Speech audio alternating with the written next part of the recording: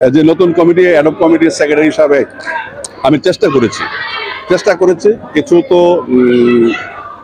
কিছু তো বিষয় আছে এখানে। আমরা 6 মাস যেহেতু আমরা মাঠে খেলা ছিল না, এই 6 মাসের ভিতরে অনেক কিছু পিছিয়ে গেছে। প্রত্যেকটা সেক্টর থেকে আমাদেরকে আরো কাজ করতে হবে। সেক্ষেত্রে আলহামদুলিল্লাহ বলবো, ওই জন্য ফাইনালি আমরা সবকিছু সুন্দর মতো হয়েছে। এবং ধন্যবাদ জানাতে চাই অনেককেই, নাম বলে শেষ করবো, সবাইকে ধন্যবাদ জানাতে চাই। এই টুর্নামেন্ট সাকসেস করার পেছনে অনেকে কাজ করছেন, মিনিস্ট্রি বলেন, আপনারা বলেন, সবাই দেখছেন। আমরা চেষ্টা করে গেছি, তো বলবো আলহামদুলিল্লাহ ভালো। আমাদের মেইন চ্যালেঞ্জ হচ্ছে লঙ্গার বাসন পলিসি। সেটা ধরেন ক্যাম্প, ধরেন এখান থেকে আমি সিলেকশন করেছি ছেলে এবং মেয়ে 20টা 40টা, এদেরকে নিয়ে আমি লঙ্গা বাসন ক্যাম্পে যাব। যেহেতু মেয়েদের ওয়ার্ল্ড কাপ খেলা আছে সামনে, ছেলেদের টেস্ট আছে সামনে, প্লাস ছেলেদের ফ্র্যাঞ্চাইজি খেলার সুযোগ আছে, বাইরের টিম যাওয়ার সুযোগ আছে, এগুলো এখান থেকে করবো।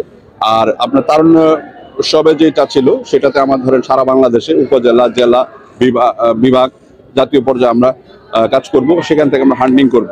সেখান থেকে আমরা 50টা ছেলে 50টা মেয়ে আমরা কালেক্ট করবো। ওখান থেকে আমরা একটা কন্টিনিউশন ক্যাম্প করতে চাই। ছেলেদের বিশ্বকাপের টাইম হয় নাই, বাংলাদেশের বিশ্বকাপ হোস্ট বাংলাদেশে হতে পারে, সম্ভাবনা আছে, সেটা এখন বলতে চাই না। তো যেই করুক, বাংলাদেশ টিম তো অবশ্যই পার্টিসিপেট করতো। এখন যদি আমরা টিমটাকে সিলেক্ট করি, এই টিমটাকে আমরা লঙ্গার করবো। মেয়ের টিম সিলেক্ট করবো, সেটাও লঙ্গার করবো। জুনিয়র সিলেক্ট করবো, সেটাও লঙ্গার করবো। বিকজ আমাদের 3-4টা জায়গাতে খেলার সুযোগ আছে। সিলেকশন টিম যারা কাজ করেন, কমিটি অলরেডি ডিসাইড করেছেন। ওনারা আমাদের কাছে অফিসিয়ালি খুব শীঘ্রই নামগুলো প্রস্তাব করবেন। তারপর আমরা সার্ভিসেস টিমের তো প্লেয়ার, তাদের কিছু ফর্মালিটিজ আছে, তাদেরকে আমাদের জানাইতে হবে। সবকিছু জানানোর পর একটা সময়, আমরা খুব দ্রুততম সময়ের ভিতরে ক্যাম্পটা চালু করতে চাই।